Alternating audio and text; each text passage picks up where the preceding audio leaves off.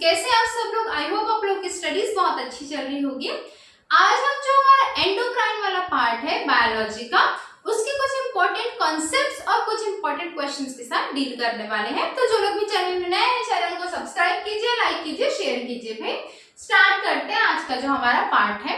आज हम जो हमारा एंडोक्राइन सिस्टम है, जो हमारी ग्रंथियों वाला जो है ना सिस्टम, उसके साथ हम लोग डील करने वाले हैं। ठीक है, तो बेसिकली समझते हैं कि जो एंडोक्राइन ग्लैंड्स है वो क्या होते हैं।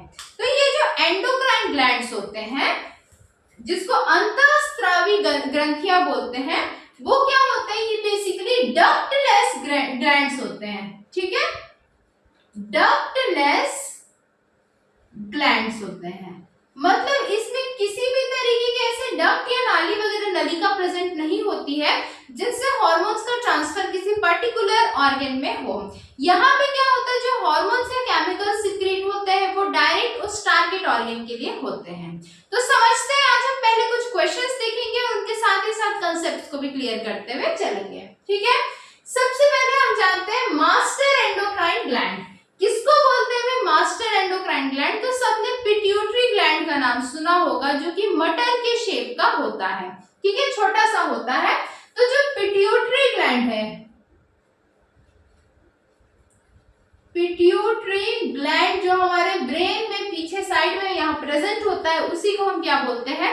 मास्टर एंडोक्राइन ग्लैंड बोलते हैं। ठीक है, सेकेंड क्वेश्चन पे आते हैं master of master endocrine gland, कि भाई इस मास्टर का भी तो कोई ना कोई मास्टर होगा। टीचर के भी ऊपर हेड मास्टर होते हैं ना, तो बिल्कुल उसी तरीके से कि इस मास्टर का मास्टर कौन है? तो हाइपोथैलेमस को, हमारे ब्रेन में प्रेजेंट हाइपोथैलेमस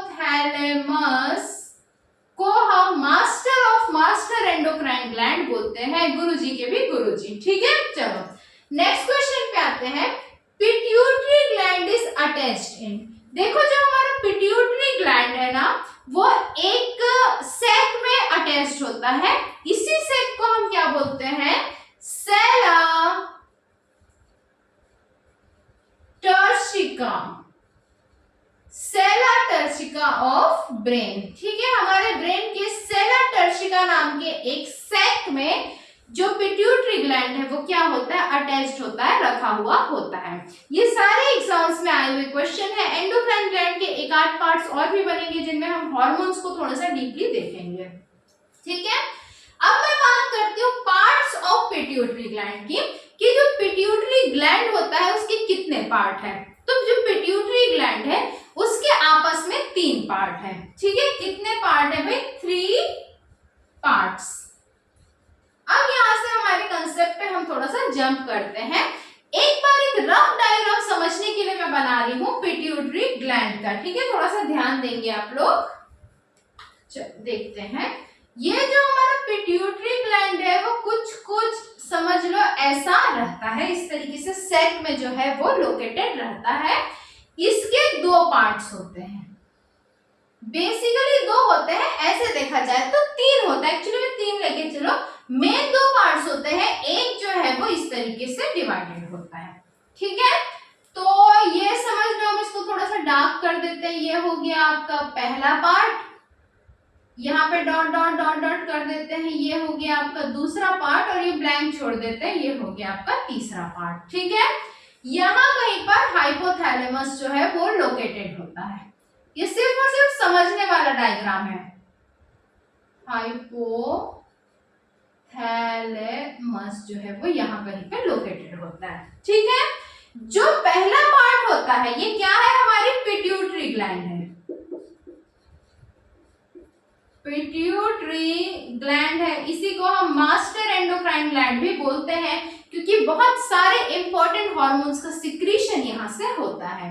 तो इसका जो पहला पार्ट है, ये जो शेडेड पार्ट है जिसमें मैंने लाइन खींचा है, इसको आप बोलते हो एंटीरियर पिट्यूटरी। ठीक है, इसी को पार्स, PARS, पार्स डिस्टैलिस भी बोला जाता है।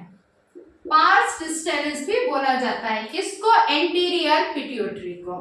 जो इसका दूसरा पार्ट है ठीक है। जो इसका दूसरा पार्ट है यहाँ पे लिख रही हूं मैं, ये जो दूसरा पार्ट है इसको बोलते हैं पार्स इंटरमीडिया। इंटरमीडिया कई जगह पे इंटरमीडिएटा भी देता है, ठीक है, जो भी आप बोलना चाहो। और जो इसका तीसरा पार्ट है किसका, पिट्यूटरी ग्लैंड का, इसको हम बोलते हैं पार्स नर्वोसा। ठीक है, ये तीसरा पार्ट को हम क्या बोलेंगे भाई, पार्स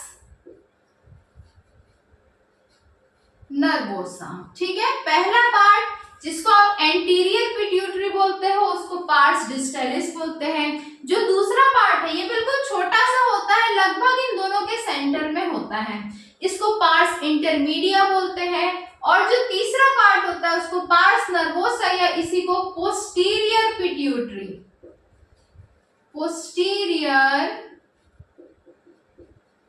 पिट्यूटरी भी कहा जाता है। ठीक है, ध्यान रखेंगे आप लोग इसको। तो ये तीन पार्ट में हमारा जो पिट्यूटरी ग्लैंड है वो क्या होता है भाई, ये तीन पार्ट में डिवाइडेड होता है। अब इन तीनों पार्ट्स को हमने अभी क्या देखा कि पार्ट्स ऑफ पिट्यूटरी ग्लैंड, तो कितने पार्ट्स होंगे, 3 पार्ट्स होंगे हमारे पिट्यूटरी ग्लैंड के। ठीक है, ये जो तीनों पार्ट्स होते हैं इनका अलग अलग इंपॉर्टेंस है हार्मोन्स के सिक्रीशन में। ठीक है, आगे देखते हुए चलेंगे, तब तक हम नेक्स्ट क्वेश्चन में आते हैं। लार्जेस्ट एंडोक्राइन ग्लैंड, सबसे बड़ा एंडोक्राइन ग्लैंड कौन सा है, तो जो हमारा थायराइड ग्लैंड है, थायराइड ग्लैंड जो कि आयोडीन के मेटाबॉलिज्म से रिलेटेड है, यही क्या है भाई, सबसे बड़ा एंडोक्राइन ग्लैंड है, सबसे बड़ी अंतःस्रावी ग्रंथि है। जबकि हमारी बॉडी का जो सबसे बड़ा ग्लैंड कौन सा है ये आप लोग कमेंट करके बताएंगे। ठीक है, अच्छा, नेक्स्ट क्वेश्चन में हम आते हैं एमएसएच। तो समझते हैं कि एमएसएच क्या होता है। एमएसएच जो होता है इसको बोलते हैं मिलेनोसाइट, मिलेनोसाइट स्टिम्युलेटिंग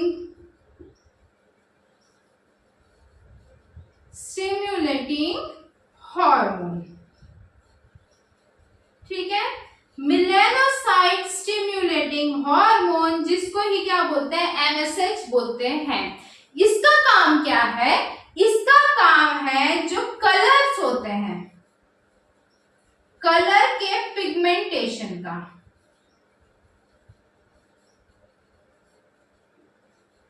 देखो हमारे यहाँ पे समाज में आसपास जीव जंतु सब में कुछ न कुछ कलर होते हैं।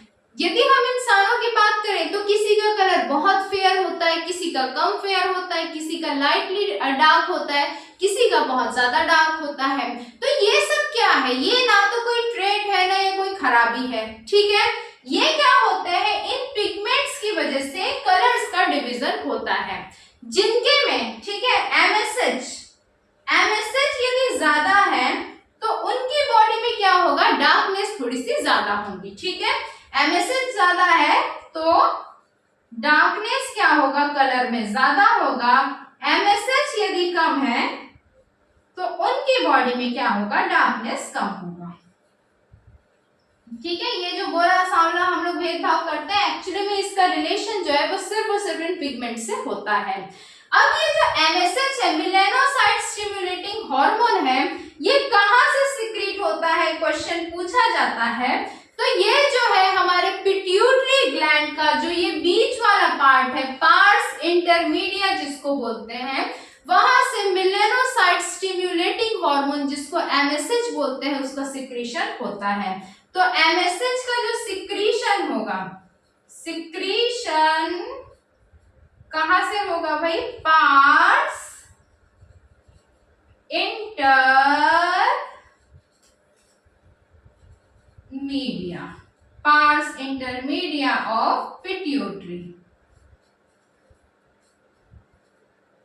Parse intermedia of pituitary gland, यहां से क्या होगा, एमएसएच का सिक्रीशन होता है। वेरी इंपॉर्टेंट पॉइंट पूछा हुआ क्वेश्चन है, ध्यान रखेंगे। ठीक है, तो एमएसएच इज सीक्रेटेड फ्रॉम, ये जो हमने लिखा है कि पार्स इंटरमीडिया ऑफ पिट्यूटरी, यही इसका आंसर होगा। ठीक है, नेक्स्ट क्वेश्चन में हम जंप करते हैं, प्रोलैक्टिन। प्रोलैक्टिन क्या है, एक हार्मोन है, इसका क्या काम होता है? प्रोलैक्टिन का जो काम होता है वो मिल्क के सिक्रीशन में होता है आफ्टर चाइल्ड बर्थ। चाइल्ड के बर्थ के बाद जो फीमेल बॉडी से मिल्क का सिक्रीशन होता है उसको इनहेंस करने के लिए, उसको इंड्यूस करने के लिए, वो शुरू करवाने के लिए प्रोलैक्टिन नाम का जो हार्मोन है वो हेल्प करता है। ठीक है, तो क्या लिखेंगे हम? Secretion of milk after child birth. ठीक है, ध्यान रखेंगे कि ये हार्मोन का रोल क्या है। इसके अलावा भी, अच्छा, ये जो प्रोलैक्टिन है वो कहां से सिक्रीट होता है? तो ये पिट्यूटरी के एंटीरियर पार्ट से सिक्रीट होता है। जो पार्ट्स डिस्टेलिस वाला पार्ट है, पहला पार्ट है पिट्यूटरी ग्लैंड का, वहां से प्रोलैक्टिन नाम का हार्मोन सिक्रीट होता है। और भी बहुत सारे हार्मोन है जो सिक्रीशन यहाँ से करते हैं, इनके बारे में हम अगली क्लास में कंटिन्यू करने वाले हैं। तो जो लोग भी चैनल में नए हैं भी सब्सक्राइब कीजिए, आपकी सपोर्ट से बहुत मोटिवेशन मिलता है। बहुत इंपॉर्टेंट है ये सारे एग्जाम्स के लिए। एंडोक्राइन सिस्टम से मोस्टली क्वेश्चंस पूछे ही जाते हैं, तो आप लोग ध्यान रखेंगे। चलिए मिलते हैं, तब तक के लिए okay, bye bye, take care.